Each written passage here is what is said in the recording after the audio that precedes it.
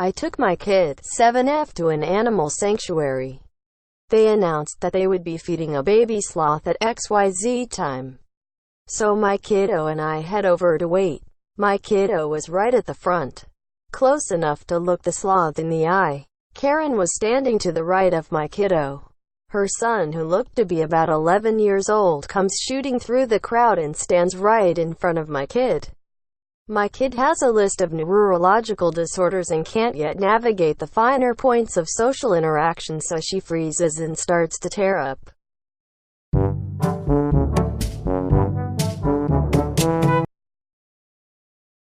So this one may be a lengthy one, and it happened quite a few years ago to me.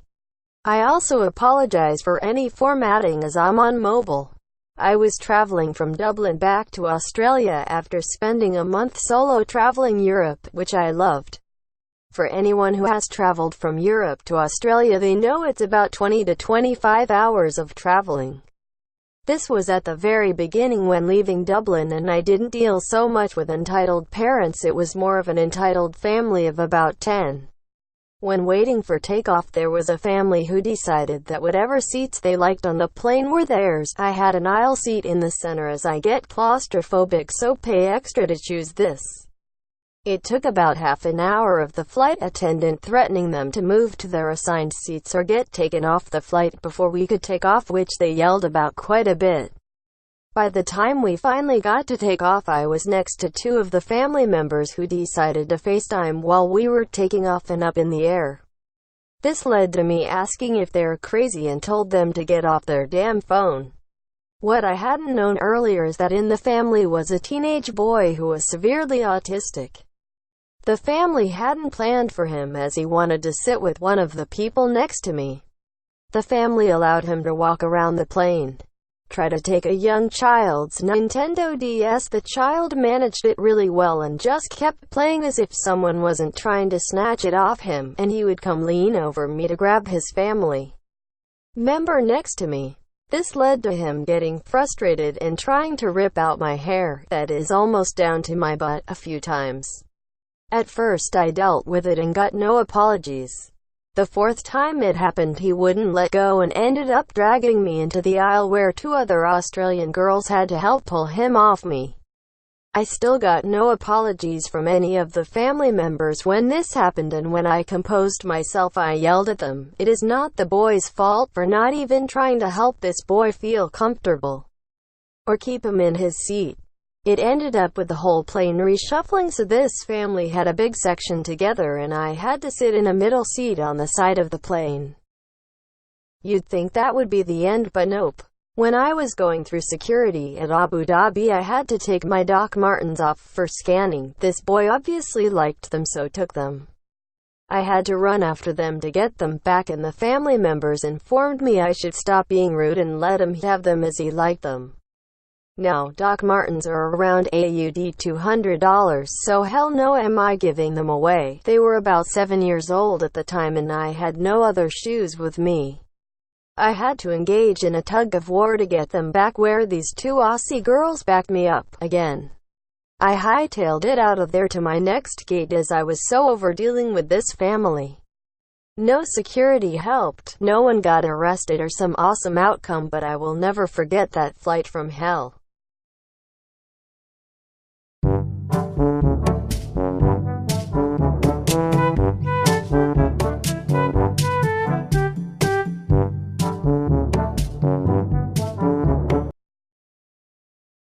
So here is the background. I met this Karen at a playground with my friend, blah blah blah, police questioning, and I thought I never saw her again. Boy was I wrong. Cast, NK. Her nice kid that she no longer has custody of them. My mom, up, me, full of burdens, P1, 2, 3, police officers. And M, the fucking Karen. So this happened 2 hours ago. I was at a GameStop grabbing GTA 5 with NK and him. She promised to take care of him because his dad, that divorced her, let him come with us. NK, yo up, is it okay if I go to your house? My dad said it's okay. Op and him, sure. Not in unison. NK, alright, he pays for his copy while M pays for mine and we leave, so we come to our house a minute later to see our backyard gate broken. It looks like it was hit with an axe. Me and M check inside and find M holding our dog by the collar. Hey bitch, what are you doing? You fucking psycho. M. Running out the front door. You made me lose my kid. You lose your dog. At this point me and NK just had enough and we try to tackle her. She broke my nose with a hard left hook up. Nose bleeding as hard as it can. Oh www Jesus you freaking jerk. M. Trips on the front stairs of our home. As this happened, NK called the police. Oh www she scraped her forehead. P1, 2, ugh. This Karen again. P1 arrested her and P2 hopped in the car to report it to P3. I couldn't find out the rest because NK's dad picked us up and brought us to NK's house.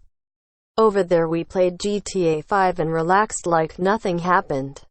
Edit. Okay, so she was sentenced to 13 years in jail for breaking and entering an assault. Also my nose is still healing and it's crooked ASF. Other than that, I'm a level 27 in GTA 5 now. It's pretty great.